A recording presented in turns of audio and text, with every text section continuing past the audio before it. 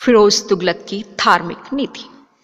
आज हम उसकी धार्मिक नीति के बारे में अध्ययन करेंगे कि सुल्तान फिरोज शाह तुगलक की धार्मिक नीति संकीर्ण और सांप्रदायिक थी। अलाउद्दीन खिलजी और मोहम्मद तुगलक जैसे सुल्तानों ने धर्म को राजनीति से पूरी तरह से अलग रखा, परंतु इसके ठीक विपरीत फिरोज ने राजनीति को धर्म पर आधारित बना दिया। आर्थिक, धार्मिक तथा सैनिक व्यवस्था में वह राज्य के हितों की अवहेलना कर कट्टर धार्मिक विधियों का आश्रय लेता और वह हर कार्य में शरीयत का अनुसरण करता था, अर्थात मुस्लिम कानून के अकॉर्डिंग ही वह सारा काम करता था। सबसे पहली बात आती है उलेमा वर्ग के साथ संबंध जाहिर है। अमीर और उलेमा वर्ग जो है उसके प्रोत्साहन से, उसके सपोर्ट से ही वो गद्दी पर बैठा था, तो उन लोगों को उसने पूरी तरह से संतुष्ट रखने का प्रयास किया होगा कि फिरोज तुगलक शेखों, मौलवियों, मुल्लाओं तथा अन्य मुस्लिम धर्माचार्य जो थे उनका बहुत ज्यादा आदर किया करता था और उनसे प्रत्येक शास्त्रीय, राजनीतिक, सामाजिक और धार्मिक कार्य जो उसमें सलाह लेता था और वह उन्हें दान, अनुदान, भेंट, उपहार और जागीर देकर हमेशा खुश और संतुष्ट रखने का प्रयास करता था। उसके शासनकाल में उलेमा वर्ग की प्रतिष्ठा और महत्व बहुत ज्यादा बढ़ गया और उलेमाओं के प्रति उसकी नीति का मूल कारण एक तो उलेमाओं द्वारा उसके उत्तराधिकार का समर्थन करना और दूसरा उसका स्वयं का स्वभाव तथा धर्म के प्रति उसकी रुचि थी। तो इस प्रकार से उसने उलेमा वर्ग जो उसके साथ में बहुत ही अच्छा व्यवहार किया, उनको हर तरह से संतुष्ट करने का प्रयास किया था और उलेमाओं ने भी जी भरकर फिरोज की भरकर प्रशंसा की और उसे एक महान शासक मानने लगे तथा उसके प्रबल समर्थक बन गए। फिरोज ने भी उनकी सलाह के अनुसार शासन का संचालन करना स्वीकार कर लिया, परंतु उलेमाओं का दृष्टिकोण संकुचित तथा संकीर्ण था। वे लोग धार्मिक तथा कट्टर मुसलमान थे और उलेमाओं के प्रभाव के कारण फिरोज ने कुरान के नियमों और इस्लाम के अनुसार ही कार्य किया और इससे उसमें धार्मिक असहिष्णुता और कट्टरता अधिक आ गई। उसने शिया और सुन्नी मुसलमान जो थे उनमें हिंदू और मुसलमानों में तीव्र भेद किया और उसने अपनी समस्त प्रजा को समान दृष्टि से नहीं देखा, क्योंकि वह हिंदू और मुसलमान और शिया और सुन्नी इन दोनों में ही भेद करता था। अगली बात आती है उसकी हिंदुओं के प्रति कैसी नीति थी कि उलेमाओं के दूषित प्रभाव के अंतर्गत ही फिरोज तुगलक ने हिंदुओं के प्रति कट्टरता और सहिष्णुता की नीति अपनाई।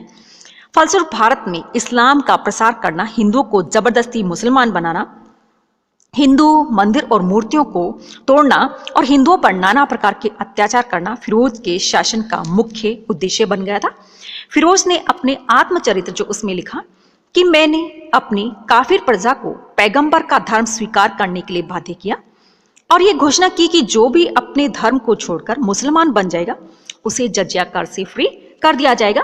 फिरोज ने जबरदस्ती अनेक हिंदुओं को मुसलमान बनाया और विविध प्रकार के लालच देकर तथा दंड इत्यादि देकर हिंदुओं को मुसलमान बनाने के लिए प्रेरित किया।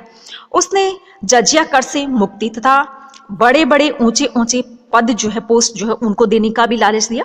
इस नियम के विपरीत यदि कोई हिंदू किसी मुसलमान को हिंदू बनाने के लिए प्रेरित करता तो उसे फिरोज दंड देता था और उसने दिल्ली के एक ब्राह्मण को जिंदा जलवा दिया और उसका अपराध यही था कि उसके विचारों से प्रभावित होकर एक मुस्लिम औरत हिंदू बन गई थी।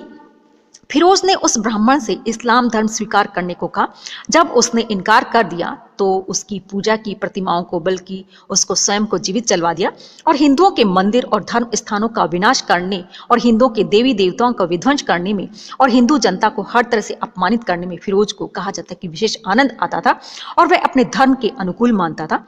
फरिश्ता के अनुसार ज्वालामुखी के मंदिरों का विनाश करते समय उसने मंदिरों की मूर्तियों को तोड़ डाला, उन टूटी हुई मूर्तियों को खून में डुबाया और तब उन्हें ब्राह्मणों के गले में लटका दिया।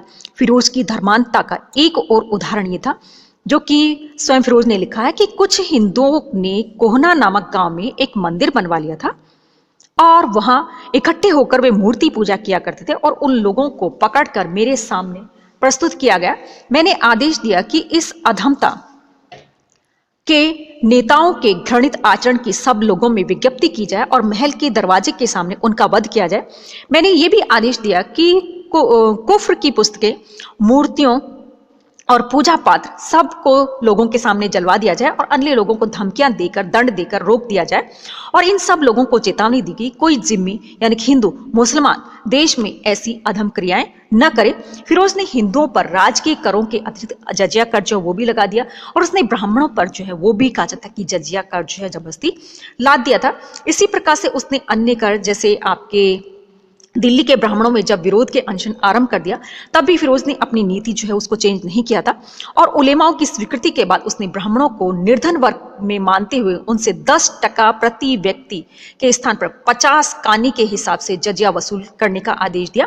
और उसमें जजिया कर की दर धनी वर्ग के लिए 40% थी, यानी कि 40% थी, और मध्यम वर्ग के लिए 20%, और जो गरीब होता था उसके लिए 10% रखी गई थी। फिरोज न केवल हिंदुओं के प्रति बल्कि गैर सुन्नी मुसलमान जो उनके प्रति भी उसकी नीति जो है बिल्कुल अलग रही थी कि सुल्तान फिरोज तुगलक ने गैर सुन्नी मुसलमानों पर भी अत्याचार किए। वह शिया मुसलमानों के प्रति भी अत्यंत कठोर था। उसने अपनी आत्मकथा जो है उसमें लिखा कि शिया लोगों ने, जो राफिज भी कहलाते हैं, लोगों को अपने धर्म में मिलाने का प्रयास किया था।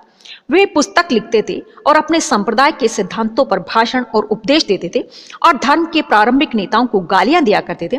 मैंने उन सबको पकड़वा कर उन पर इन भूलों का और भ्रांतियों का अपराध लगाया और जोशीले लोगों को मैंने दंड दिया। उनकी पुस्तकें मैंने आम लोगों के सामने जलवा दी। हिंद शियाओं के अलावा उसने महदवियों, मुलाहिदों तथा सूफियों के साथ भी धार्मिक कठोरता का व्यवहार किया और उन पर अत्याचार किए। महदवी नेता नुकुरुद्दीन को तो प्राण दंड की सजा दी गई। और फिरोज ने लिखा कि मैंने अबाहतियान संप्रदाय के बड़े बड़े लोगों के सिर कटवा दिए, कुछ को कारावास में डाल दिया या देश निर्वासित कर दिया। जहां तक मुसलमानों के निजी धर्म का सवाल है, वह कट्टर सुन्नी मुसलमान था और उसने इस संप्रदाय की उन्नति के लिए हर संभव प्रयास किया और सुन्नी मुसलमानों को प्रोत्साहन तथा संरक्षण देने में भी उसने कोई कमी नहीं छोड़ी। उसने मुस्लिम संतों, फकीरों और उलेमाओं का भी पूरा सम्मान दिया तथा खानकाहों के व्यय की पूर्ति की समुचित व्यवस्था की। उसने अनैतिक वातावरण को समाप्त करने की दिशा में भी काफी रुचि और सजगता दिखाई और धार्मिक स्थानों तथा मकबरों की यात्रा के लिए जाने वाली मुस्लिम स्त्रियों को बदमाश लोग छेड़ा करते थे।